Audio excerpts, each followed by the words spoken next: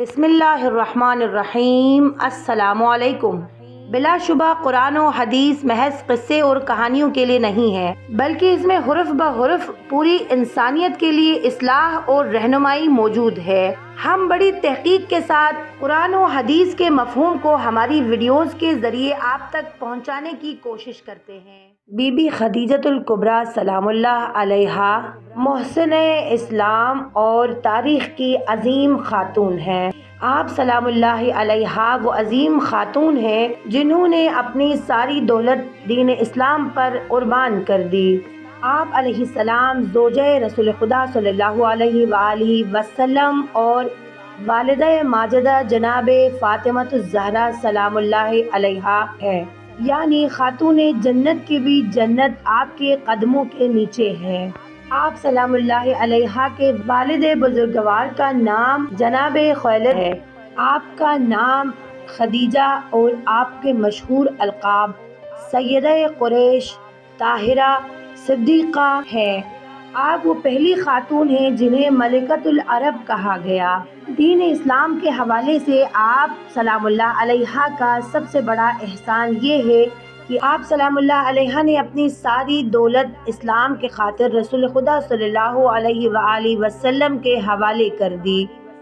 خود رسول خدا صلی اللہ علیہ وآلہ وسلم نے فرمایا کہ اسلام کا قیام علی کی تلوار اور خدیجہ کے مال سے عمل میں آیا۔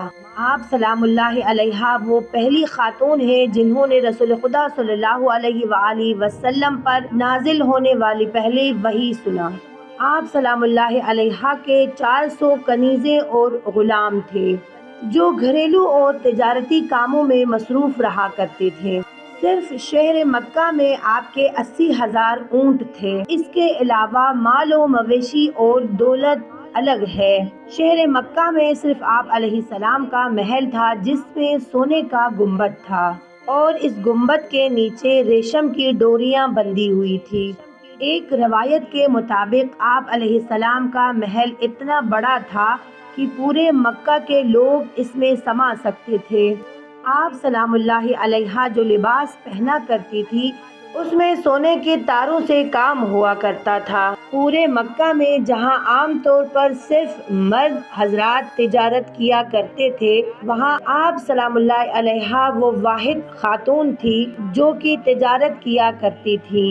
مکہ کے تمام تاجر آپ کی بہت عزت کیا کرتے تھے۔ بس جہاں آپ سلام اللہ علیہا تجارت کیا کرتی تھی وہاں رسول خدا صلی اللہ علیہ وآلہ وسلم بھی تجارت کیا کرتے تھے۔ بی بی خدیجہ سلام اللہ علیہا نے یہ خواہش ظاہر کی کہ میرا مال تجارت محمد بن عبداللہ صلی اللہ علیہ وآلہ وسلم ملک شام لے جائیں۔ بس آپ صلی اللہ علیہ وآلہ وسلم نے حامی بھر دی اور مال تجارت لے گئے۔ وہاں کی خبر دیتے ہوئے ایک غلام نے آپ صلی اللہ علیہ وآلہ وسلم کی دیانتداری اور ایمانداری کے بارے میں بتایا تو بی بی خدیجہ سلام اللہ علیہا آپ صلی اللہ علیہ وآلہ وسلم سے اتنا متاثر ہوئی کہ آپ سلام اللہ علیہا نے نکاح کا پیغام بھجوا دیا۔ بس رسول خدا صلی اللہ علیہ وآلہ وسلم اور بی بی خدیجہ سلام اللہ علیہا کا نکاح حضرت ابو طالب علیہ السلام نے پڑھایا۔ نکاح کے وقت آپ سلام اللہ علیہا کی عمر مبارک 40 سال تھی، ایک روایت کے مطابق 27 برس تھی۔ آپ سلام اللہ علیہا جب تک حیات تھی تب تک رسول خدا صلی اللہ علیہ وآلہ وسلم نے دوسری شادی نہیں کی۔ بی بی خدیجہ سلام اللہ علیہا سے ہی رسول خدا صلی اللہ علیہ وآلہ وسلم کی لاڈلی بیٹی جناب فاطمہ الزہرا سلام اللہ علیہا اس دنیا میں تشریف لائی، جس سے آپ صلی اللہ علیہ وآلہ وسلم کی نسل آگے بڑھی۔